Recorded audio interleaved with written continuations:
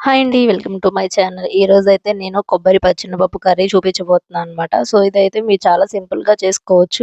ఇంట్లో కొబ్బరి ఉంటే స్వీట్ కాకుండా ఇలా కర్రీ కూడా చేయండి. చాలా అంటే చాలా బావుంటుంది. సో, దానికైతే మనం కొబ్బరి చిప్పని ఇవి చిన్న ముక్కలుగా కట్ చేసేయాలి. సో, కట్ చేసి ఈలోపు మనము పచ్చెనపప్పు అయితే ఒక హాఫ్ అన్ అవర్ నానబెట్టుకోవాలి.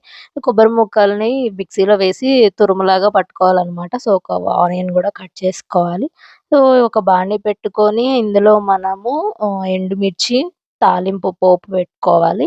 తాలింపు గింజలు, కొంచెం జీలకర్ర వేసి ఇదంతా కొంచెం మనకి పోపంతా వేగేలాగా చూసుకోవాలి. తర్వాత మనమైతే ఆనియన్స్ వేయాలి. ఆనియన్స్ అయితే మనం కొంచెం బ్రౌన్ కలర్‌లో వచ్చే వరకు వేపుకోవాలనమాట. అవి వేగిన తర్వాత మనం పచ్చి కొబ్బరి ఏదైతే తురుము పట్టుకున్నామో అదైతే మీరు మిక్సీ చేసుకోవచ్చు. మరి దాన్ని మీరు తురుముకోవచ్చు కావాలి అంటే, లేదంటే మిక్సీ అయినా పట్టుకోవచ్చు. అది మీ చాయిస్ అనమాట.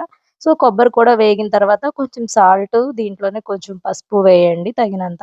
సో, వేసుకున్న తర్వాత మళ్ళీ ఒకసారి కలుపుకోవాలి. కలుపుకొని ఇలా కొబ్బరి కూడా వేగిపోయిన తర్వాత దానిలో మీరు పచ్చెనపప్పు వేసేయండి. మీకు మంచిగా నానిపోయి ఉంటుంది కాబట్టి దాన్ని మనం ఉడకబెట్టాల్సిన అవసరం కూడా ఉండదు. సో, అది వేసేసిన తర్వాత ఇలా మొత్తం కలుపుకొని అంత దగ్గరకొచ్చి మొత్తం ఇదంతా అయిపోయిన తర్వాత కొంచెం మనకు తగినంత కారం వేసుకోవాలనమాట. కారం వేసేసుకొని చివరగా ఒకసారి కలుపుకోండి.